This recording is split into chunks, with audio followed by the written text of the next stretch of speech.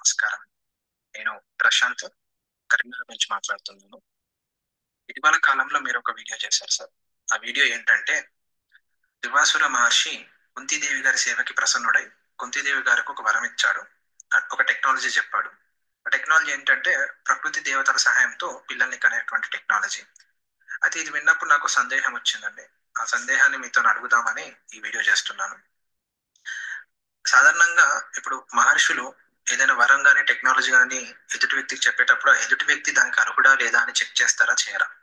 ఎందుకంటే నాకు అర్థమైనంత వరకు ఈ వృత్తాంతంలో దుర్వాసుర మహర్షి చెక్ చేయకుండానే వరం ఇచ్చినట్టుగా తెలుస్తుంది. కుంతిదేవికి కూడా ఆ టెక్నాలజీ మీద మినిమం నాలెడ్జ్ లేదని తెలుస్తుంది. అందుకోసమే ఆమె టెస్ట్ చేయాలని కోరిక కలిగింది. టెస్ట్ చేసింది. కర్ణుడు పుట్టాడు. అనాథలాగా పెరిగి అనాథలాగా చచ్చిపోవాల్సిన పరిస్థితి వచ్చింది అతనికి. తల్లిదండ్రులు కూడా తెలియనటువంటి జీవితాన్ని గడిపాడు. చాలా బాధాకరమైన జీవితం. అయితే ఇప్పుడు దుర్వాసుర మహర్షి పిల్లల్ని కనే టెక్నాలజీ కాకుండా ఒక అణుబాంబుకు సంబంధించిన టెక్నాలజీ కుంతిదేవికి చెప్పి ఉండుంటే గనక ఆమె టెస్ట్ చేసేది. అప్పుడు ఒక విధ్వంసమే జరిగేది. సో నా క్వశ్చన్ ఏంటంటే మహర్షులు యోగ్యతని చెక్ చేయకుండా అలా టెక్నాలజీని కానీ వరం కానీ ఇస్తారా?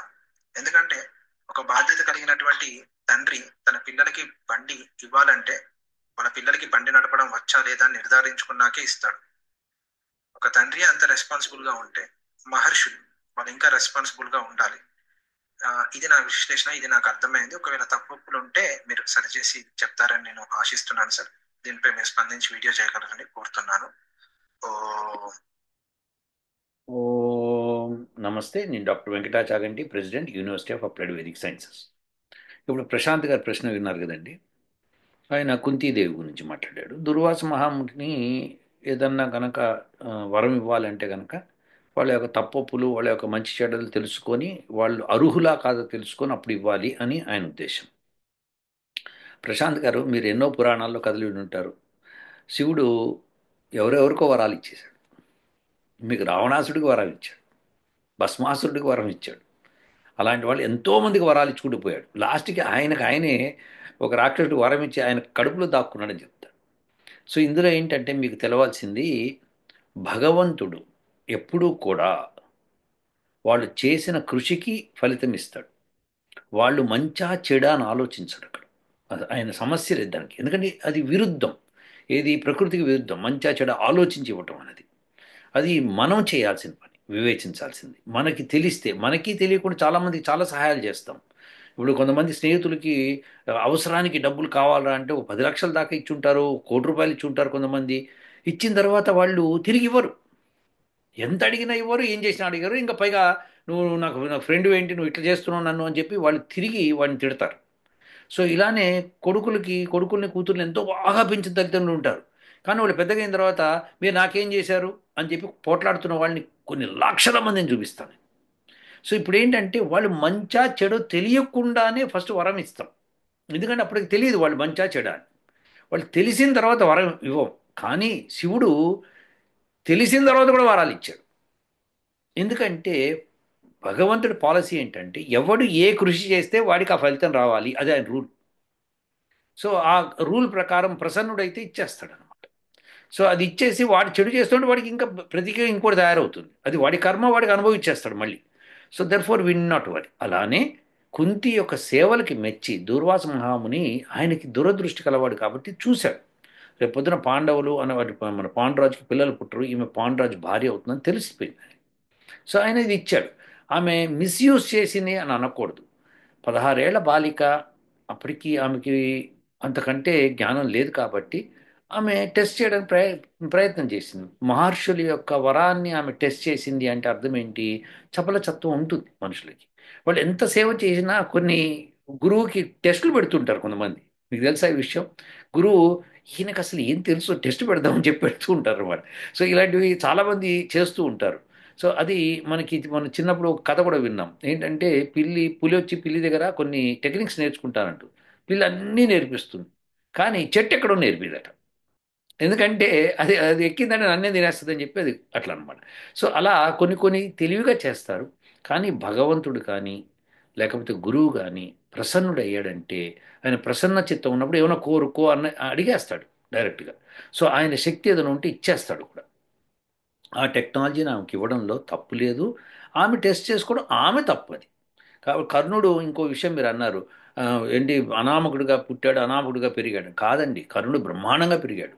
చాలా బాగా పెరిగాడు. తర్వాత యుక్త వయసు రాగానే అక్కడ దుర్యోధనుడికి స్నేహితుడయ్యాడు. పెద్ద రాజ్యం సంపాదించుకున్నాడు. అంగరాజుకి రాజు ఆయన. సో ఆయన్ని దిక్కుమాలినగా చావు చచ్చాడంటే తప్పండి అది. యుద్ధంలో అందరూ ఎవరో ఒకరు పోతూనే ఉంటారు. వీరస్వర్గమో లేకపోతే రాజ్యమో వీరస్వర్గమో అని చెప్పి వాళ్ళు యుద్ధం చేస్తారు వాళ్ళు. కాబట్టి that's not a problem. So అంగదుడికి ఆయన ఐ మీన్ అంగరాజ్కి ఏ ఏ ప్రాబ్లం రాలేదు. ఆయన బ్రహ్మాండంగా బతికాడు. పైగా దానాలు ఎంత చేశాడంటే, దానం చేయగలిగే స్తోమత ఉన్నాడంటే వాడు అనామకుడు ఎట్లా అవుతాడు చెప్పండి? అవడు కదా. ఆయనకి భార్య బిడ్డలు అందరూ ఉన్నారు. కలకల కలకలకలాడుతూ జీవితం గడిపాడు ఆయన. దానికేం తక్కువ లేదు. కాకపోతే దుష్టులతో చేరాడు కాబట్టి అలా జరిగింది అంతే.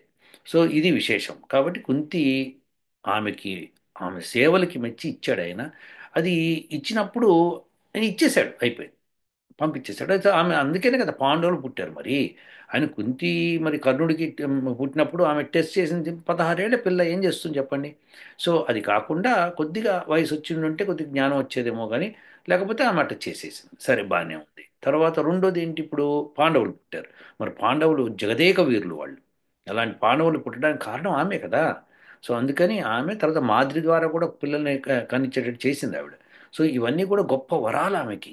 సో అది మనకి ప్రపంచానికి మేలు చేసింది ఆ రోజున. సో లేకపోతే దుర్యోధను లాంటి కౌరవసేన దుష్టత్వానికి పాల్పడి ఆ రోజే మనకి రాజ్యాలు నశించిపోయేవి. కానీ పాండవులు కాపాడారు. ఆ తర్వాత తరాలు కూడా కాపాడుకుంటూ వచ్చారు. కొన్నాళ్ళ తర్వాత అది భ్రష్టు పడుతుంది, మళ్ళీ కాపాడడానికి ఎవడో ఒకడు పుడుతూ ఉంటాడు. ఇది సామాన్యం అండి. ఇప్పుడు మీ రెండో ప్రశ్నకు వెళ్దామండి.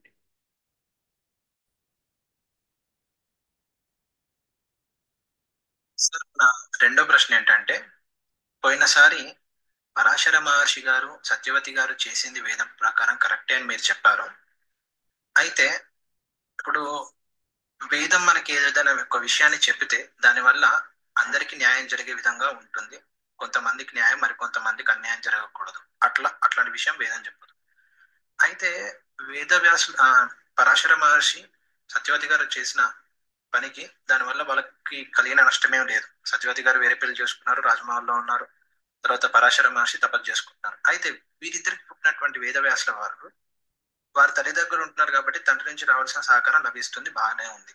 వాటెవడు తల్లి 7 లేదా 10 సంవత్సరాల వయసులో ఉన్నటువంటి వేదవ్యాసుల వారికి తల్లి అవసరం ఉంటుంది. ఆ తల్లి సహకారం అవసరం ఉంటుంది. కానీ సత్యవతి గారు పెళ్లి చేసుకొని శాంతన మహారాజుతో వెళ్ళిపోయారు, అక్కడెక్కడో ఉంటున్నారు. బట్ ఇది తప్పు కాదంటారా? ఇప్పుడు 7-10 సంవత్సరాల వయసులో ఉన్న వేదవ్యాసుల వారికి తల్లి దూరమైంది సత్యవతి గారు పరాశర మహర్షి గారు తీసుకున్న నిర్ణయం వల్ల. ఇది వేదం ప్రకారం కరెక్టేనా? సో మళ్ళీ పైగా ఇంకో విషయం ఏంటంటే, శాంతన మహారాజుకి సత్యవతి గారికి ఇదివరకు పెళ్లి జరిగిందని, పిల్లాడు ఉన్నాడనే విషయము సత్యవతి గారు చెప్పలేదట, నేను విన్నదాని ప్రకారం. ఇది కూడా తప్పు అవుతుంది కదా సార్? దీనిపై మీరు స్పందించి వీడియో చేస్తారని అనుకుంటున్నాను. ఈ రెండో ప్రశ్న విన్నారు కదండి, భారతంలోంచే సత్యవతి గురించి అడుగుతున్నారు.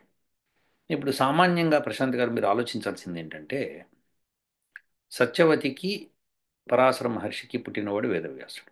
బాగుంది. వేదవ్యాసుడు మరి తల్లి దగ్గర లేడు కదా. 7 సంవత్సరాలు 10 సంవత్సరాలు వచ్చినప్పుడు తల్లి అవసరం ఉంటుంది కదా. అలా లేకుండా తండ్రి దగ్గర విద్యాభ్యాసం చేస్తున్నాడు. మన పూర్వకాలంలో 5 ఏళ్ళు నిండిన పిల్లలకి విద్యాభ్యాసం కోసము గురుకులానికి పంపించేసేవాడు. గురుకులంలోనే వాళ్ళు 25 ఏళ్ళు వచ్చేదాకా అక్కడే ఉండి సకల విద్యలు నేర్చుకొని, గురువుగారు నువ్వు దీనిలో నిష్ణాతుడు అయ్యావు, ఇది నీ సర్టిఫికేట్ అని పంపించేవాడు. అప్పుడు బయటకు వచ్చేవాడు. అప్పటిదాకా తల్లిదండ్రుల మొహం కూడా చూసేవాడు కాదు. ఇది అందుకని అప్పుడు మీకు నచికేతుడు కథ ఉంటుంది చూడండి. తండ్రి ఏమంటాడంటే నచికేతుడు ఈ తండ్రి ఏదో యజ్ఞం చేస్తుంటే నచికేతుడు మాటి మాటికి ప్రశ్న అడుగుతుంటే విసిగిస్తూ, ఇలా చేస్తే నేను యముడి దగ్గర పంపిస్తా అంటాడు. యముడు అంటే ఏంటంటే గురువు అనమాట.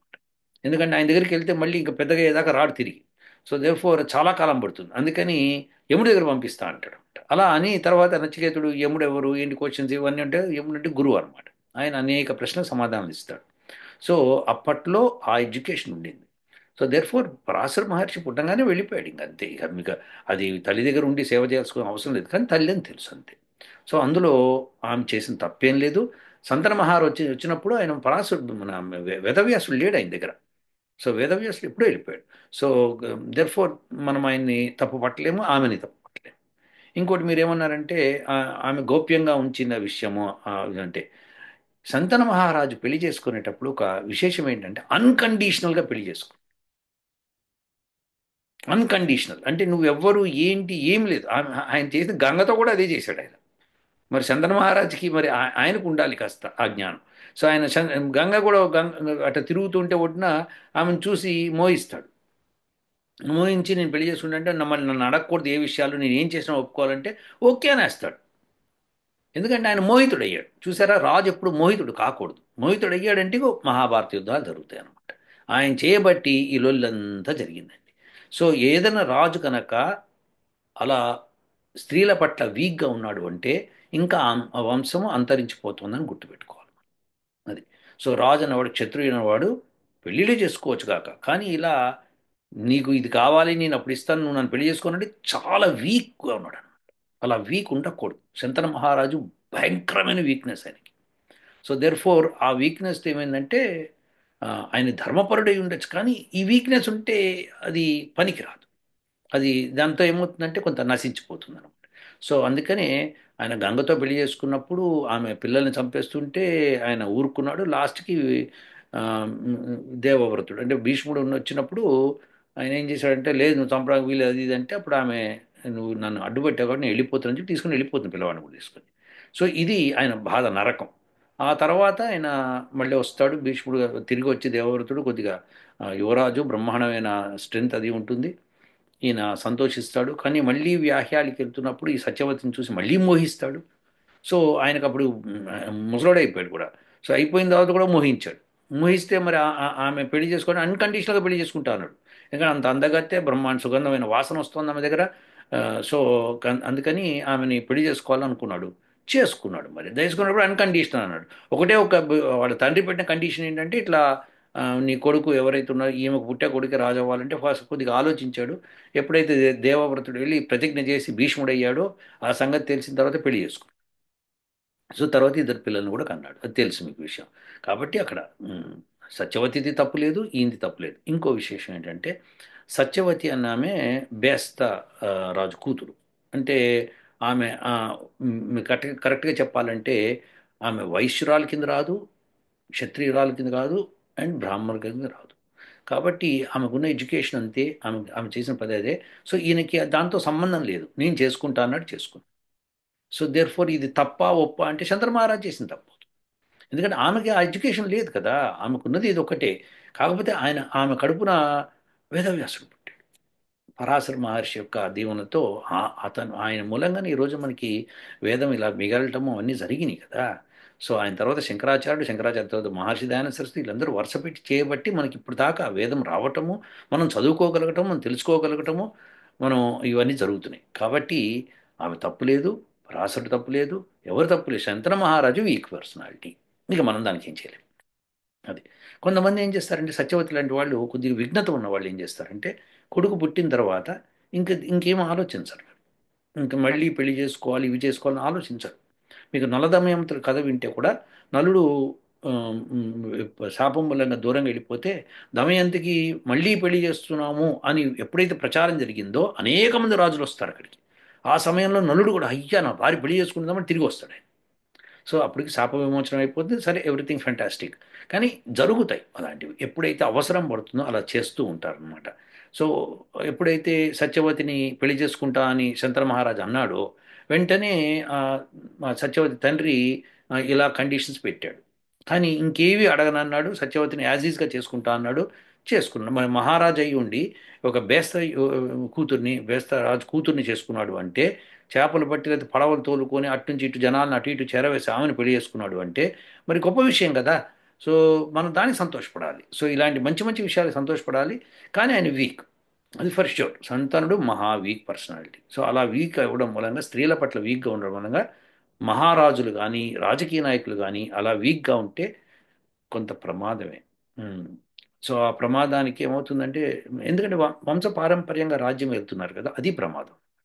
సో ఆ ప్రమాదంలో ఈ ప్రమాదం కూడా జరిగింది. సో అది విశేషం అనమాట. సో అందుకని మనం ఎవరిని తప్పు పట్టకూడదండి ప్రశాంత్ గారు. సో ఇప్పుడు మీ మూడో ప్రశ్నకి వెళ్దాం. సార్, నా మూడో ప్రశ్న ఏంటంటే, మీరు పోయిన వీడియోలో పరాశర మహర్షి సత్యవతి గారు గంధర్వ వివాహం చేసుకున్నారు, తప్పేం లేదు అని చెప్పారు.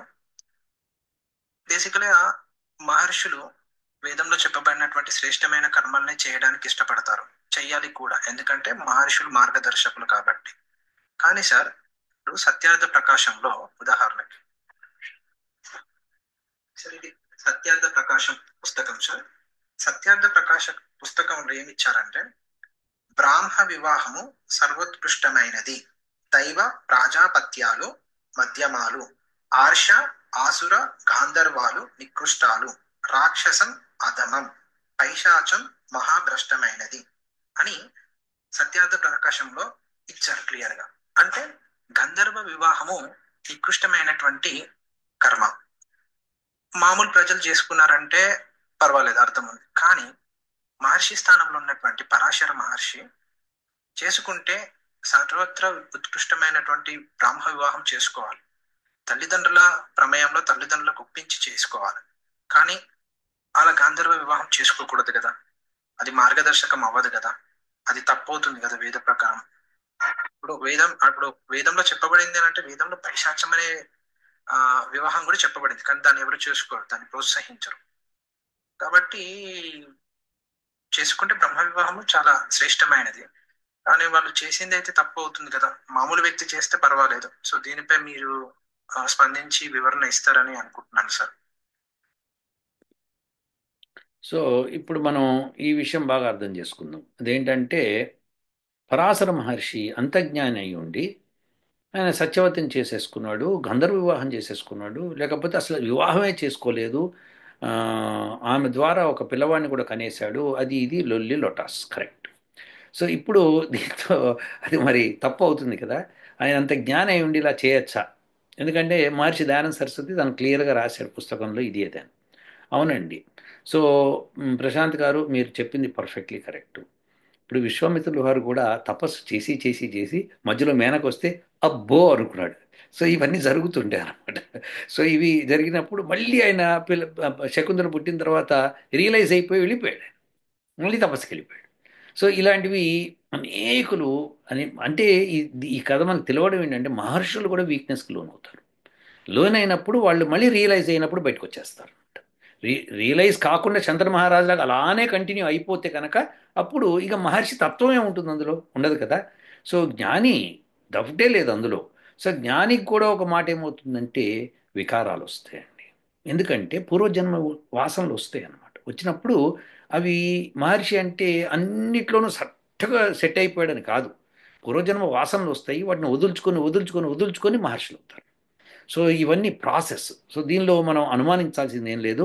మహర్షి పతంజలి కూడా, ఐ మీన్ పరాశరుడు కూడా దీనికి లోనయ్యాడు అని చెప్పాల్సి వస్తుంది అనమాట. సో ఎందుకంటే ఆమె సేవ చేసినప్పుడు దానికి ముగ్ధుడయ్యాడు. ఆమె శరీరాన్ని సుగంధయుక్తం చేయడంలో ఆమె ఇష్టపడ్డాడేమో మనకి తెలియదు. సో అది అంతవరకే కథ చెప్పారు కాబట్టి మనం కేవలం ఆ తర్వాత ఊహించగలం. కానీ ఆయన మటుకు వీక్నెస్కి లోనయ్యాడని ఖచ్చితంగా చెప్పచ్చు. అదే దుర్వాస మహాముని ఉన్నాడు అనుకోండి, ఆ కుంతికి వరం ఇచ్చేసాడు, వెళ్ళిపోయాడు అంతే, ఆయన ఏమి చేయలేదు ఇంకా. సో ఆమెను ముట్టలేదు, తట్టలేదు. కానీ ఇక్కడైతే ఈయన ముట్టాడు, తట్టాడు, పిల్లని కూడా కన్నాడు. సో పిల్లవాడిని కూడా కన్నాడు. అది పైగా పిల్లవాడిని కంటే పోనీ తప్పైందా అంటే పిల్లవాడు మహోత్కృష్టమైన యూనో జ్వాలాభరితమైన మనిషిగా పుట్టాడు. సో దెర్ ఫోర్ అది ఆయనలో ఆ శక్తి ఉంది కాబట్టి అది ఇవ్వగలిగాడు, ఇచ్చాడు. కానీ తను తప్పు చేశాను తెలుసుకున్నాడు, వెళ్ళిపోయాడు. సో సత్యవతి కంటిన్యూ చేసుకుంది, ఎందుకంటే ఆమె మామూలు జీవితం గడపాలి కాబట్టి ఆమె మామూలు జీవితం గడిపింది. సో ఎస్, మహర్షులు కూడా తప్పులు జరుగుతాయి. తప్పులు జరిగినప్పుడు రియలైజ్ అయ్యి మళ్ళీ వెళ్ళిపోతారు. సో కొంతమంది మహర్షులు ఒకసారి కాదు, రెండుసార్లు కాదు, మూడు సార్లు కూడా తప్పులు చేసిన వాళ్ళు ఉన్నారు. జరుగుతూ ఉంటాయి వాళ్ళకి, అది పూర్వజన్మ వాసనలు వస్తుంటే కాదు. దాన్ని వదుల్చుకొని లేదు ఇది తప్పు అని చెప్పి నిర్ణయించింది.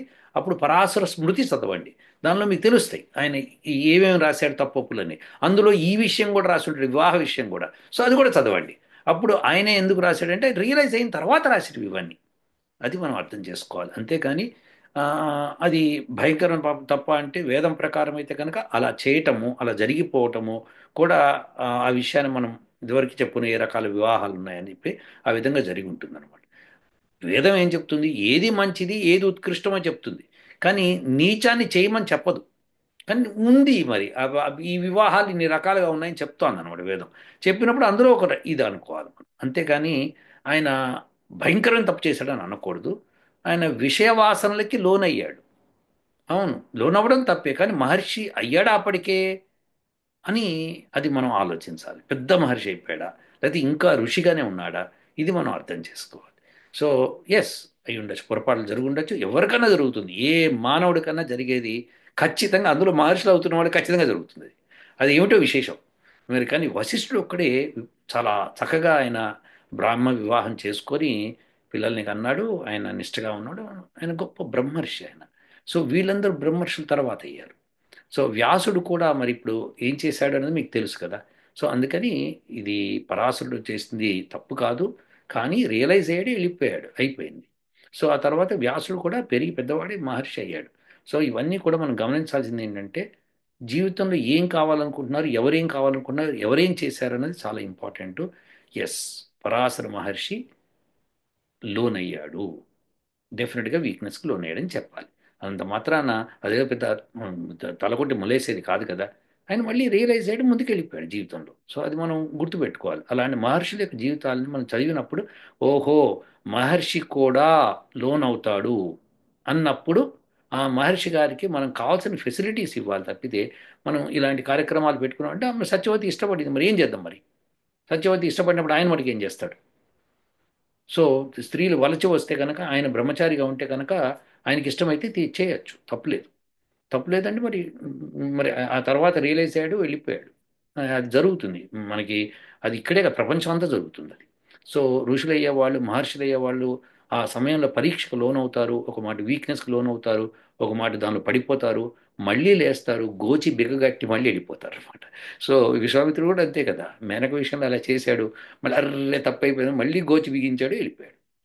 సో ఆయన అదే వీక్నెస్ కాకుండా ఆయనకి ఆ, ఎవరి ఇంకొక మహారాజు వస్తాడు కదా, ఆయనకి స్వర్గానికి డైరెక్ట్గా వెళ్ళాలంటాడు. దానికి ఆయన సహాయం చేస్తాడు. ఆయన అసలు చేయకూడదు అలాంటివి, కానీ ఆయన ఏం చేశాడు, లోన్ అయ్యాడు. అరే, వశిష్ఠుడు వద్దన్నాడు, డెఫినెట్గా నేను చేయాలనుకున్నాడు. ఎందుకంటే ఇంకా ఆయనలో ఆ యొక్క పరిపక్వత రాలేదు. కానీ తపస్సు అయితే చేశాడు కదా. చేసినప్పుడు శక్తులు వస్తూ ఉంటాయి అన్నమాట. శక్తులు వచ్చినా కానీ వాటిని యూటిలైజ్ చేయడం, ప్రాపర్గా యూటిలైజ్ చేయడం అనేది గ్రాడ్యువల్గా తెలుస్తుంది. ఇది మహర్షుల చరిత్ర, అందరు మహర్షులకి జరుగుతున్నది అది. అది పుట్టంగానే వాళ్ళు అని అనుకోరు అనమాట. సో అది పెరుగుతున్న కొద్దీ అవుతారు. సో ఇది మనం బాగా గమనించుకోవాలి ప్రశాంత్ గారు. అది. ఇప్పుడు మీ నాలుగో ప్రశ్నకి వెళ్దాం. సార్, నా నాలుగో ప్రశ్న ఏంటంటే, సత్యవతి గారు నియోగం అనే ఒక ప్రక్రియ ద్వారా, ఒక పద్ధతి ప్రకారము తర్వాత శాంతను మహారాజును చేసుకున్నారు. ఒక 7 సంవత్సరాల కాలం తర్వాత తప్పేం లేదన్నట్టుగా చెప్పారు. సార్, అయితే మీ పాత వీడియోల్లో నియోగించడము అనే ఈ పద్ధతి గురించి మీరు మాట్లాడుతూ మీరు ఏమని చెప్పారంటే, ఒక స్త్రీ తన యొక్క భర్త చనిపోయినా లేదా తన భర్త అనారోగ్య సమస్యల కారణంగా ఆ గర్భాన్ని ప్రసాదించలేకపోయినా, అప్పుడు ఆ స్త్రీ 7 సంవత్సరాల కాలం తర్వాత అదే వంశంలో చెందిన మరొక పురుషుని ద్వారా సంతానాన్ని పొందవచ్చు. అది కేవలం సంతాన ప్రాప్తి కొరకు మాత్రమే అక్కడైతే ఉంటుంది. అది కూడా పెద్దల సమక్షంలో నిర్ణయించబడుతుంది. దాని తర్వాత మళ్ళీ ఆ ఆ ఆ బంధాన్ని అట్లా కొనసాగించకూడదు అని మీరు చెప్పారు. దానికంటే కొన్ని విధి విధానాలు ఉన్నాయి అన్నట్టుగా మీరు చెప్పారు. కానీ ఇక్కడ సత్యవతి గారి విషయం లోపట పరాశర మహర్షి గారు బతికే ఉన్నారు, పరాశర మహర్షి గారు ఆరోగ్యంగానే ఉన్నారు. అప్పుడు అది నియోగం పద్ధతి ఎట్లా అప్లికేబుల్ అవుతుంది? ఆమె ఆమె మానాన్ని వెళ్ళిపోయి శాంతను మహారాజుని పెళ్లి చేసుకున్నది, అది తప్పు అవుతుంది కదా. ఇది నా ఇదండి నా ప్రశ్న. సో దీనిపై మీరు స్పందించి వివరణ ఇస్తారని నేను కోరుతున్నాను సార్. సో ఇప్పుడు సత్యవతి గారి మీద ఈయన మళ్ళీ గురి పెట్టాడు, టార్గెట్ బాణం ఎక్కువ పెట్టాడు. సత్యవతి గారు వివాహం చేసుకున్నాడు సంతన మహారాజు, నియోగం కాదు. సో నేను నియోగం అని ఎక్కడా చెప్పలేదు, ఆయన వివాహమే చేసుకున్నాడు. సో ఇది కాబట్టి తప్పులేదు. అయితే మరి పరాశర మహర్షి వివాహం చేసుకున్నాడు కదా, అంటే 7 సంవత్సరాలు ఒక స్త్రీ నుంచి భర్త దూరంగా ఉంటే కనుక అది దాంతో సెపరేట్ అయిపోయినట్టు లెక్క అనమాట. సో అగ్నిసాక్షిగా చేసుకున్నది విడిపోతుంది, అగ్నిసాక్షిగా పెట్టిన రూల్స్ అన్నీ తప్పిపోతాయి అన్నమాట. సో దేర్ ఫోర్ అప్పుడు ఆమె వేరే వాళ్ళని వివాహం చేసుకోవచ్చు, లేదా వేరే వాళ్ళ ద్వారా పిల్లల్ని కనవచ్చు. వేరే వాళ్ళు అంటే మీరు అదే వంశస్థులు కాదు ఉండాల్సింది, అదే గోత్రస్తులు. అదే గోత్రంలో ఉన్న మరో పురుషుని చేసుకోవాలి. దీన్ని బట్టి మీకు రెండు విషయాలు అర్థమవుతాయి. పరాశర గోత్రము, శంతన మహారాజు గోత్రము ఒకటి అని అర్థం. సో దెర్ఫోర్ ఇది ఒకవేళ మీరు నియోగం అనుకుంటే అది నియోగం కాదు, వివాహమే జరిగింది. కాబట్టి శంతన మహాన్ గారిని ఆమె చేసిన తప్పేం లేదు. ఆమె ఎక్కడ దాచిపెట్టలేదు, ఏమి చేయలేదు. ఆయన కోరుకున్నాడు, వచ్చాడు, నేను చేసుకోవాలన్నాడు. రాజు అన్నప్పుడు ఒక మాట ఆయన శంతన మహారు కావాలనుకుంటే బలవంతంగా వివాహం చేసుకునేవాడు. కానీ అలా చేయలేదు. చేయకుండా ఆమెకే అవకాశం ఇచ్చాడు. చేసుకుంటే కనుక నేను చేసుకుంటాను, నాకు ఇష్టపడుతున్నాను అని చెప్పి తండ్రి దగ్గరికి వెళ్ళి చెప్పాడు. సో ఇవన్నీ చెప్పినప్పుడు మనం అర్థం చేసుకోవాల్సింది ఏంటంటే అవన్నీ కూడా పకడ్బందీగా కరెక్ట్గానే జరిగినాయి. అది వివాహమే జరిగిందనమాట. ఎప్పుడైతే ఒక స్త్రీ ఒక పురుషుని చేసుకొని అతను 7 సంవత్సరాల లోపల పిల్లల్ని ఇవ్వలేకపోయినా, లేకపోతే అతను ఆమె కనుక అతను కనుక రోగస్తుడైనా, లేకపోతే వెళ్ళిపోయినా, సన్యాసుల్లోకి వెళ్ళి కలిసిపోయినా కానీ అలాంటి వ్యక్తిని వదిలేసేసి తను వేరే వాళ్ళని చేసుకోవచ్చు. అయితే వివాహం చేసుకోవడాన్ని మహర్షి దయానంద సత్వ గారు ఆ, వద్దు అని చెప్పారు. ఒక వివాహమే మంచిది అని చెప్పాడు అనమాట. అది స్త్రీకి కానీ పురుషుడు కానీ ఒకటే వివాహం మంచిది అని చెప్పాడు. కానీ ఇక్కడ ఏంటంటే అలవి కాని పరిస్థితుల్లో అలా జరుగుతాయి అన్నమాట. జరిగినప్పుడు సంతానాన్ని కంటూ ఉంటారు. సో అది జరుగుతుంది. కాబట్టి శంతన మహారాజు తప్పు చేయలేదు, సత్యవతి తప్పు చేయలేదు. వివాహమే రెండో వివాహం జరిగింది, గంధర్వ వివాహము. ఇది ఇది బ్రాహ్మణ వివాహం జరిగింది ఇది. కాబట్టి 7 సంవత్సరాల పైన అయిపోయింది. ఇది మనకి 7 జరిగిందో 10 జరిగిందో 20 జరిగిందో కరెక్ట్గా తెలియదు మనకి. కానీ ఎందుకు ఎందుకు అంటున్నానంటే అప్పటికే వేదవ్యాసుడు పెద్దగా అయిపోయాడు. సో ఈ విషయం మీకు తెలవాలి. సో ఇది మీకు తెలియదు కాబట్టి మహాభారతం చదివితే మీకు అర్థమవుతుంది, అందులో ఉన్నాయి. సో దాన్ని బట్టి మీరు కూడా మీరు ఒకటే గుర్తుపెట్టుకోవాల్సింది ఏంటంటే అక్కడ తప్పులు జరిగినా కొన్ని తప్పులు జరిగినాయి, డెఫినెట్గా జరిగింది. తప్పులు జరగలేదు అనలేదు. వేద విధిగా జరగకపోయి ఉండొచ్చు కొన్ని. సో అన్నంత మాత్రాన వేదం తప్పు కాదు, వాళ్ళు తప్పు కాదు. వాళ్ళకి తెలియక తప్పు చేస్తారు. కానీ శంకర మహారాజు తెలిసే తప్పు చేశాడు. సత్యవతికి అన్నీ తెలిసే వివాహం కూడా చేసుకుంది. సో ఇది విశేషం అనమాట. సో ఇది ఎవరి పాపపుణ్యాలను వాళ్ళు ఫలితం అనుభవిస్తారు. సో మహర్షి దయానంద సరస్వతి ఏమన్నాడంటే ఒక స్త్రీ రెండో వివాహం ఎందుకు చేసుకోకూడదు అంటే మొదటి భర్తతో వచ్చిన ఆస్తి కానీ రెండో భర్త ఆస్తి కానీ తగాదాలు అవుతాయి. సో అలాంటి విషయాలు అంటే పిల్లలతో సహా గొడవలు అవుతాయి. అదొక రచ్చ. సో దెర్ఫోర్ అది చెయ్యొద్దు అని చెప్తాడు అనమాట. సో ఒక మాట జరగకపోవచ్చు, వీళ్ళిద్దరు బాగానే ఉన్నారు కానీ వాళ్ళందరూ బాగానే ఉన్నారు కానీ కొంతమంది మాట్లాడచ్చు. అవన్నీ exceptional cases. Exception is not an example. So ప్రతి ఎక్సెప్షన్ని ఎగ్జాంపుల్గా తీసుకుంటే మనం బతకలేం. కాబట్టి మనుషులన్న వాళ్ళు చేసే పనులకి సత్యవతి చేసిన దానికి ఎట్టి పరిస్థితుల్లోనూ మనం తప్పుపట్టకూడదు. శంకర్ మహారాజ్ చేసిన తప్పుడు ఇవన్నీ వీక్నెస్కి లోనైనవి. కాకపోతే ప్రాపర్గా వివాహం చేసుకుని వాళ్ళు కాపురం కూడా పెట్టుకున్నారు కాబట్టి అది తప్పు కాదు. వేరేస్ పరాశర మహర్షితో ఆమెకున్న అనుబంధం కేవలం పిల్లవాడిని కనివ్వడం మటుకే ఉందన్నమాట. సో అది నియోగం కింద అవుతుంది, ఇది అవ్వదు. కానీ నియోగం అనేది పెళ్ళైన స్త్రీకే అవుతుంది కానీ పెళ్లి కాని స్త్రీకి ఉండదు అనమాట. సో అక్కడ కన్యత్వాన్ని ఆమె పోగొట్టుకుంది. సో అది ఆమె చేసిన తప్ప, పొరపాట, పరాశరుడు చేసిన తప్ప అని ఇదివరకే వివరించాను కాబట్టి మీకు ఈ పాయింట్ క్లియర్గా అర్థమై ఉండాలి. సో ఏదైనా సరే వేద విధిగా చేసే పనులు కొంతమందే చేయగలుగుతారు. ఎంతమందికి వేదం గురించి చెప్పినా కానీ కొంతమంది చేయగలుగుతారు. కానీ చేయాలని నిర్ణయించుకున్నవాడు అప్పటి నుంచనే చేస్తారు. అదే పరాశర మహర్షి చేశాడు. పిల్లవాడిని కన్న తర్వాత అర్థం చేసుకున్నాను, అయ్యో నేను ఇట్లా నేను తపస్సుకి వెళ్ళాలి కదా, ఇలా ఎందుకు చేస్తున్నాను అని చెప్పి వెళ్ళిపోతాడు ఆయన. సో దేర్ ఫోర్ ఇవన్నీ విశ్వామిత్రుల వారు చేశారు, అదే ఈయన అదే చేశాడు, ఇంకో ఋషి అదే చేశాడు. ఇలా అనేక ఋషులు చేశారు. ఋషులు చేయకూడదా అంటే వాళ్ళు చేశారు. ఆ వీక్నెసెస్ వస్తే పూర్వజన్మ కర్మఫలం మూలంగా అవి తోసుకొని వస్తాయి, దానికి ఏం చేయలేము. సో అలా తీసుకొచ్చినప్పుడు వాళ్ళు దానికి లోన్ అవుతారు, చేస్తారు. కానీ దాన్ని అప్పుడు వదులుకొని వెళ్ళాలి ముందుకి. అదే యోగి చేయవలసిన విశేషాలు అనమాట. ఇవన్నీ కూడా మనం తర్వాత కాలంలో చూసాము. అవి ఏమేమి జరిగినా మనకు తెలుసు. ఇప్పుడు మీ ఐదో ప్రశ్నకి వెళ్తాం.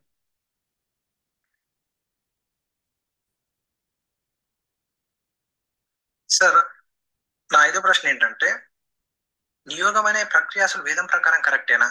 ఎందుకు ఈ డౌట్ వచ్చిందంటే సత్యవతి గారు శాంతను మహారాజుని పెళ్లి చేసుకున్న తర్వాత వాళ్ళకి చిత్రాంగదుడు, విచిత్ర వీరుడు పిల్లలు పుట్టారు. వాళ్ళు ఒకరు మరణించారు, ఇంకొకరు అనారోగ్య కారణంగా వాళ్ళ యొక్క భార్యలైనటువంటి అంబాలికకి సంతానాన్ని ప్రసాదించలేకపోయారు.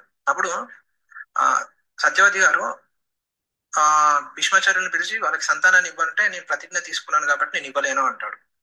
అప్పుడు వేదవ్యాసుల వారిని పిలుస్తారు. వేదవ్యాసుల వారిని పిలిచారనంటే సత్యవతి అప్పటికి 7 సంవత్సరాలు అయ్యి ఉంటది, లేకపోతే వేద విరుద్ధంగా సత్యవతి గారు పిలవరు. అప్పుడు వేదవ్యాసుల వారు నేను కలవను అని చెప్తారు, టచ్ కూడా చేయరు. అలా కాకుండా కాస్మిక్ బర్త్ క్రియేట్ చేస్తారు. వాళ్ళని టచ్ చేయకుండా కాస్మిక్ బర్త్ క్రియేట్ చేసి ఆయన తపశక్తిని ఉపయోగించి వాళ్ళిద్దరికి సంతానాన్ని ఇస్తారు. అలాగే దాసి కూడా సంతానాన్ని ఇస్తాడు వాళ్ళని టచ్ చేయకుండా. ఇప్పుడు ఒకవేళ ఆ నియోగం పద్ధతి కరెక్ట్ అయితే గనక వేదవ్యాసుల వారు వాళ్ళతో కలిసేవాడు కదా, కలిసి సంతానాన్ని ఇచ్చేవారు కదా. ఇదొక రెఫరెన్స్ అండి. రెండో రెఫరెన్స్ ఏంటంటే రామాయణంలో అరణ్యకాండలో ఆ అరణ్య వనవాసం చేసేటప్పుడు శ్రీరాముల వారు సీతాదేవితో ఉన్నారు, బాగుంది. కానీ లక్ష్మణుడికి అతని భార్య ఉర్మిళాదేవి అతనితో లేదు. అప్పటికే అరణ్యవాసానికి వచ్చాడు, చాలా సంవత్సరాలు అయింది. లక్ష్మణుడు ఒంటరిగా ఉన్నారు. ఆ ఎవరు శూర్పణకు వచ్చి తనతో జత కట్టమని అడిగినప్పుడు ఆయన కలవను పో అంటాడు. ఇప్పుడు ఒకవేళ వేదము ఆ ప్రకారము ఈ కొంత గ్యాప్ వచ్చేసిన తర్వాత 7 లేదా 10 సంవత్సరాల గ్యాప్ వచ్చిన తర్వాత కలిసిపోవడము నియోగం ప్రక్రియ ప్రకారం కరెక్టే అనుకుంటే గనక లక్ష్మణుడు కలిసేవాడు, వేదవ్యాసుల వారు కూడా కలిసేవారు కదా. సో వాళ్ళు నిరాకరించారు అంటే అది వేదం ప్రకారం తప్ప ఒప్ప అనేది నా ఇంకో ప్రశ్న అండి. సో దీనిపై మీరు స్పందించి వివరణ ఇస్తారని కోరుతున్నాను. సో ఇప్పుడు మీరు ఈ ఐదో ప్రశ్న విన్నారు కదా. దీనిలో మ్, సత్యవతికి మరి నియోగం సంగతి తెలిసినప్పుడు ఇట్లా వేదవ్యాసుని పిలిచాడు, వేదవ్యాసుడు కాస్మిక్ బర్త్ ఇచ్చాడని చెప్తున్నాడు. వేదవ్యాసుడు కాస్మిక్ బర్త్ ఏమి ఇవ్వలేదండి, డైరెక్ట్గా నియోగం ద్వారా ఆయన సంతానానికి అన్నాడు. సో అది నియోగమే. ఒకటి నెంబర్ వన్, వేదంలో దాని గురించి చాలా వివరణ ఉంది. అది మీరు సత్యాత ప్రకాశం మీ దగ్గర ఉందన్నారు కాబట్టి దానిలో చదవండి. మహర్షి దయానంద సరస్వతి వేదం ప్రకారం మంత్రాలతో సహా ఇచ్చాడు ఆయన. సో తప్పు లేదు అతనిలో. దాని తర్వాత మీరు అన్నది ఏంటంటే లక్ష్మణుడి విషయం ఎత్తారు. సో లక్ష్మణుడి విషయం ఎత్తినప్పుడు మీరు ఒకటి బాగా గుర్తుపెట్టుకోవాలి. లక్ష్మణుడు ప్రతిజ్ఞ చేసుకొని వస్తాడు. వచ్చేటప్పుడు భార్యను అక్కడ కొట్టి నేను రాముడి సేవకు మాత్రమే వెళ్తున్నాను అని చెప్పి వచ్చాడు. Number one. Number two, Shurpanakha పిల్లల కోసం రాలేదు. స్త్రీ పిల్లల కోసం మాత్రమే నియోగం చేసుకోవాలి. కానీ ఈమె సెక్స్ కోసము అతని దగ్గరికి వచ్చింది. సో అది వివరంగా ఎట్లా తెలుస్తుందంటే రాముని ఫస్ట్ వరించింది. రాముడు వద్దు పొమ్మన్నాడే, అయితే నువ్వు రా అంది. సో ఇది ఆమెకుంది. ప్లస్ పోనీ సంతానం కోసం వచ్చినామైతే కనుక సీతను చూసినప్పుడు ఉగ్రురాలు అవ్వకూడదు. ఉగ్రురాలు అయిపోయి నిన్ను చంపేస్తే కానీ వీళ్ళిద్దరిలో ఎవరో ఒకళ్ళు నన్ను నాకు నా కోరిక తీర్చరు అంటుంది. సో ఇది ప్రాసెస్ అనమాట. కాబట్టి అటువంటి స్త్రీని దండించవలసిందే కానీ ఆ, దానికి అది లా ఆ రోజుల్లో. కాబట్టి ఈ రోజుల్లో కూడా అది లానే. అది మీకు తెలుసా. అది ఎవరు ఎవరిని స్టాక్ చేయకూడదు, అట్లా బలవంతం చేయకూడదు. సో అది తప్పు అవుతుంది అనమాట, స్త్రీ కానీ పురుషుడు కానీ. సో దేర్ ఫోర్ ఇది జరిగింది. సో లక్ష్మణుడి విషయం అట్లా. ఇప్పుడు వేదవ్యాసుడి దగ్గరికి వద్దాం. వేదవ్యాసుడి దగ్గరికి వచ్చినప్పుడు వేదవ్యాసుడు 7 సంవత్సరాలు చాలా పెద్దవాడు అయిపోయాడు ఆయన. ప్లస్ ఇంకొక బాగా గుర్తుపెట్టుకోవాల్సిన నియమం ఏంటి నియోగంలో, ఏ పురుషుడైతే ఏ స్త్రీతో నియోగించాలనుకుంటున్నాడో ఆ పురుషుడికి భార్య ఉండి ఉండకూడదు. ఉమ్, ఒకటి, ఈ స్త్రీకి భర్త ఉండి ఉండకూడదు. లేకపోతే భర్త నేను చెప్పాను కదా, రోగస్తుడై ఉండాలి, లేకపోతే ఎటో వెళ్ళిపోయి ఉండాలి. సో దేర్ ఫోర్ తప్పు లేదు అందులో. సో ఎట్టి పరిస్థితుల్లోనూ అక్కడ చిత్రాంగదుడు విచిత్ర వీరుడు ఇద్దరూ చనిపోయిన తర్వాత సో ఆ పిల్లలకి ఆ ఆడపిల్లలకి సంతానం కావాలి కాబట్టి వేదవ్యాసుడి ద్వారా కనటం అన్నది ఖచ్చితంగా నియోగం ద్వారా వేద సమ్మతమైన పద్ధతి ద్వారా అది జరగబడింది. కాబట్టి ఎట్టి పరిస్థితి తప్పులేదు. ఇక కాస్మిక్ బర్త్ ముట్టకుండా ఇచ్చాడు ఇవన్నీ నేను ఒప్పుకోవట్లేదు ఇక్కడ. ఖచ్చితంగా అతను ఆమెని ఖచ్చితంగా ముట్టుకున్న తర్వాతనే, శృంగారం జరిగిన తర్వాతనే పిల్లవాడు పుట్టారు. ఇది తథ్యము. సో ఇది గుర్తుపెట్టుకోవాల్సిన విషయం. లేదండి కాస్మిక్ బర్త్ ఇచ్చా అది మీ నమ్మకం అయితే no problem, I have no objections for that. Because ఎవరి ఇష్టం వాళ్ళది అట్లా అనుకోవచ్చు. కానీ తప్పు జరగలేదు, ఇది కరెక్టే జరిగింది. లక్ష్మణుడి విషయంలో లక్ష్మణుడు తనకున్న హక్కును ఉపయోగించుకున్నాడు. నేను కలవను అన్నాడు. తప్పులేదు. వలచి వచ్చిన స్త్రీని కలవచ్చు కదా అంటే కలవాల్సిన వాళ్ళు కలుస్తారు. లక్ష్మణుడు అలా కాదు, నీకు పొబ్బే అన్నాడు అంతే. సో నువ్వు ఏమైనా చేసుకో అన్నాడు. అందుకనే కదా యుద్ధం జరిగింది, రావణ యుద్ధం. అది స్త్రీ వలచి వచ్చినప్పుడు ఒప్పుకోకపోతే ఇలాంటి ఘోరాలు జరుగుతాయని చెప్పి పెద్దవాళ్ళు ఏం చేస్తారంటే అప్పట్లో ఋషులు వాళ్ళు ఏం చేస్తారంటే సరే పోనీ కానీ అని చెప్పేసి ఒప్పేసుకుంటారు. ఒప్పేసుకొని అవాయిడ్ చేసేవాళ్ళు. కానీ బలవంతం చేయడం అనేది చాలా తప్పు. శూర్పణఖ చాలా బలవంతం చేసింది. చేయడమే కాక సీతను చంపేస్తానంది. అప్పుడు కదా లక్ష్మణుడు ముక్కు చెవులు కోసింది. అది విశేషం అనమాట. సో మీద పడిపోయింది, సీత మీద పడిపోయి ఆల్మోస్ట్ చంపేసే స్థితికి వచ్చినప్పుడు కదా లక్ష్మణుడు విడదీసి ముక్కు చెవులు కోసింది. సో అది కూడా రాముడు ఆజ్ఞతో కోశాడు. కాబట్టి తప్పు లేదు, లక్ష్మణుడు ఎట్టి పరిస్థితుల్లో లక్ష్మణుడు తప్పు చేయలేదు. శూర్పణఖది తప్పు. ఈ రోజుల్లో కూడా ఎవరన్నా అలా బలవంతం చేసినప్పుడు పురుషుడు నిరాకరించినప్పుడు స్త్రీ దూరంగా వెళ్ళిపోవాలి. కానీ కక్ష కట్టుకొని రామరావణ యుద్ధం దాకా తీసుకొచ్చింది ఆమె. సో ఇది విశేషం అనమాట. కాబట్టి అది మహాభారతంలో వేదవ్యాసుడు వేదం ప్రకారమే చేశాడు, తప్పు చేయలేదు. ఆనాటికి ఆయనకి వివాహం జరగలేదు కాబట్టి ఒంటరివాడు కాబట్టి ఆయన ద్వారా నియోగం జరిగింది. అదే ఆయనకి భార్య ఉండుంటే ఆయనకి అర్హత ఉండేది కాదు చేయడానికి. ఇది మీరు తెలుసుకోవాలి. ఉంటానండి. మీ అన్ని ప్రశ్నలకు సమాధానం వచ్చాయి అనుకుంటాను. ఇంకేమైనా వీటి మీద మళ్ళీ అడగాలంటే పంపించండి. తప్పకుండా ప్రయత్నం చేస్తా చెప్పడానికి. ఉంటాను. ఓ